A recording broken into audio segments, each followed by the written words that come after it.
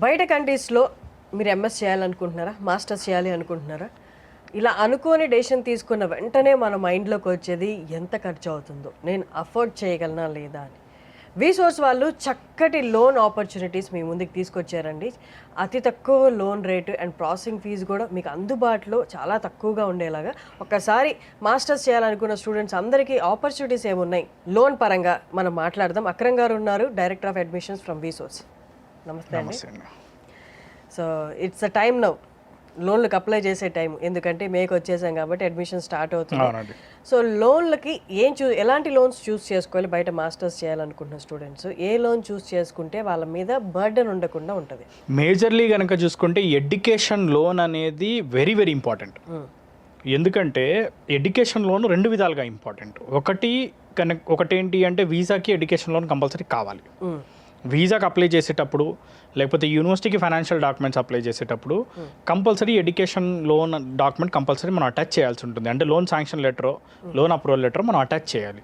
So అదొకటైతే even though ఇప్పుడు మనం చూస్తూ ఉంటాం మన దగ్గర, ఈవెన్ దో ఎవరైనా కానివ్వండి ప్రాపర్టీస్ ఎంత ఉన్నా కానీ కంపల్సరీ ఏంటంటే మనకి ఇన్స్టెంట్గా డబ్బులు కావాల్సి ఉంటుంది. సో ఇన్స్టెంట్ అవసరాన్ని తీర్చేదే ఎడ్యుకేషన్ లోన్. సో స్టూడెంట్కి అయ్యే ప్రతి రూపాయి కూడా college fees, accommodation, flight ticket, food expenses, books, ల్యాప్టాప్కి అయ్యే డబ్బులు కూడా పూర్తిగా లోన్ ద్వారానే కంప్లీట్ చేసుకోవచ్చు. దీనికి ఎలాంటి ప్రాపర్టీలు పెట్టాల్సిన అవసరం లేదు. సో అందుకే ఏంటి అంటే లోన్ ఉందనుకోండి ఎలాంటి టెన్షన్ లేకుండా ప్రశాంతంగా చదువుకోవచ్చు. ఇప్పుడు ఫర్ ఎగ్జాంపుల్ ఇప్పుడు యూకే ఉందనుకోండి, ఇనీషియల్ డిపాజిట్స్ ఉంటాయి. ఈవెన్ మనకి క్యాష్కి ఫైనాన్షియల్ డాక్యుమెంట్స్ అటాచ్ చేయాలి. సో ఇనీషియల్ డిపాజిట్ కట్టాలన్నా లోన్ త్రూ పే చేసుకోవచ్చు. సో క్యాష్కి ఫైనాన్షియల్ డాక్యుమెంట్స్ అప్లోడ్ చేయాలన్నా కానీ మనం లోన్ డాక్యుమెంట్ అప్లోడ్ చేసుకోవచ్చు. Confirmation of acceptancy for studies, ఇది యూకేలో మేజర్ ఇంపార్టెంట్ డాక్యుమెంట్. ఇది యూకే గవర్నమెంట్ ద్వారా వస్తుంది, యూకే ఇమిగ్రేషన్, యూకే విఐ ద్వారా వస్తుంది. సో దానికి మనకు కంపల్సరీ లోన్ కావాలి. సో అదేవిధంగా ఏంటి అంటే లోన్ ఉందనుకోండి, అక్కడికి వెళ్ళిన తర్వాత ఏంటంటే ఎక్కువ పార్ట్ టైం మీద కూడా డిపెండ్ అవ్వాల్సిన పని ఉండదు. ఎందుకంటే మనం వెళ్ళేది ఓన్లీ పార్ట్ టైం కోసం కాదు, అక్కడ ఫుల్ టైం జాబ్ చేసుకొని ఫ్యూచర్ సెట్ చేసుకోవడానికి. ఫుల్ టైం జాబ్ చేసుకున్నప్పుడు వాళ్ళకి వచ్చే శాలరీస్ యూకే లాంటి కంట్రీస్లో ఆల్మోస్ట్ 30-40 లక్షలు వస్తుంది. యూఎస్ అయితే 60-70 లక్షలు స్టార్టింగ్ ఉంటుంది. జర్మనీ, ఫ్రాన్స్, ప్రతి కంట్రీలో కూడా ఆల్మోస్ట్ ఏంటంటే హై ప్యాకేజెస్తో వాళ్ళు సెటిల్ అవుతారు. సో దాని మీద ఫోకస్ చేసుకోవాలి అనుకున్నా కానీ కంపల్సరీ లోన్ తీసుకొని ఉంటే వాళ్ళ దగ్గర డబ్బులు ఉంటాయి. And more ever important thing ఏంటంటే ఈ లోన్ డబ్బులు మనం కట్టేది ఇప్పుడు కాదు, ఎడ్యుకేషన్ టైంలో రీపేమెంట్ ఏమి ఉండదు. ఎడ్యుకేషన్ అయిపోయిన తర్వాత రీపేమెంట్ ఉంటుంది. మొత్తం కోర్స్ కంప్లీట్ అయిపోయిన తర్వాత కూడా వాళ్ళకి 1 year టైం ఇస్తారు. ఆ 1 year అయిపోయిన తర్వాత లోన్ రీపేమెంట్ స్టార్ట్ అవుతుంది.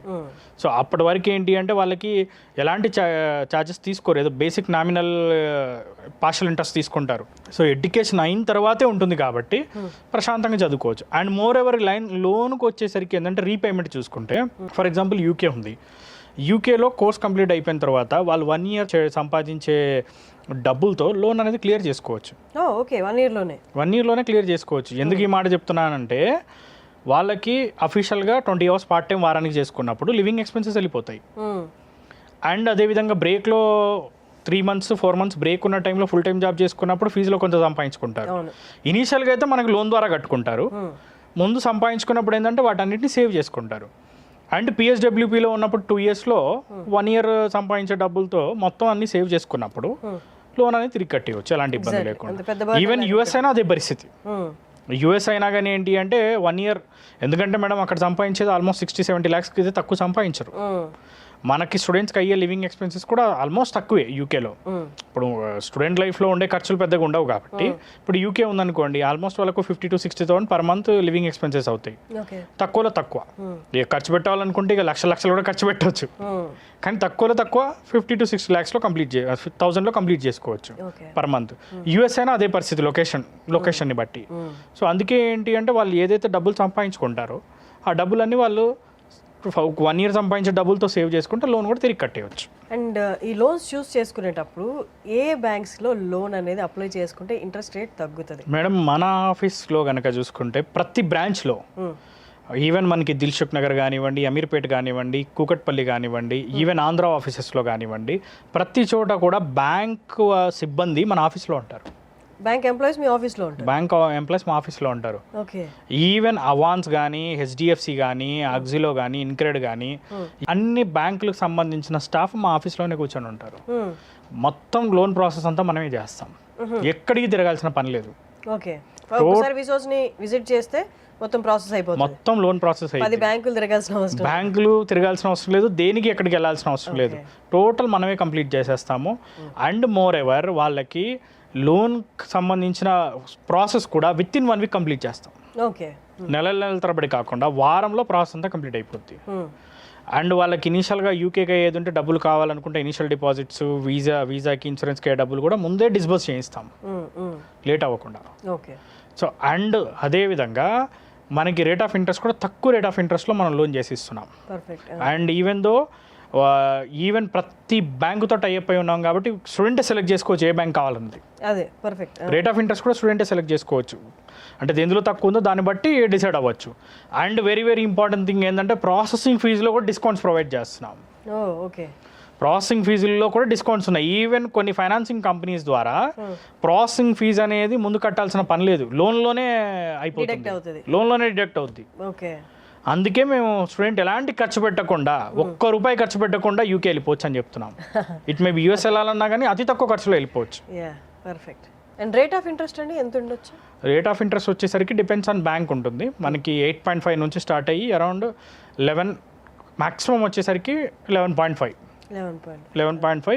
వితౌట్ ప్రాపర్టీ లోన్ అయిపోద్ది.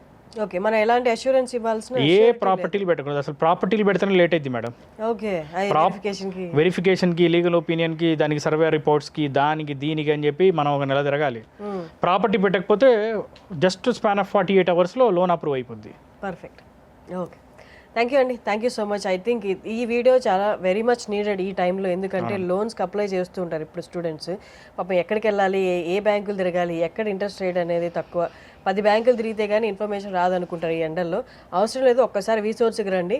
మీరు ఏ యూనివర్సిటీకి అప్లై చేస్తున్నారు, ఎలా అప్లై చేయాలి, అలాగే లోన్స్ ఎక్కడ తక్కువ వస్తాయి అనేది ఓన్లీ ఒక డెస్క్ దగ్గర కూర్చుంటే మీకు పని అంతా అయిపోతుంది. Thank you so much. Thank you.